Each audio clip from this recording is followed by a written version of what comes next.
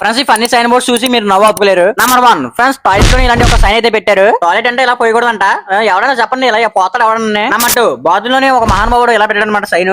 ఒరే మనిషి అనుకుంటున్నావా ఇంకా స్పైడర్ మ్యాన్ అనుకుంటున్నావా? అక్కడ నిలబడతారు రా బాబు. అక్కడ నిలబడి పని జరగాలంటే ఇది ఒకటి దారి. ఇంకా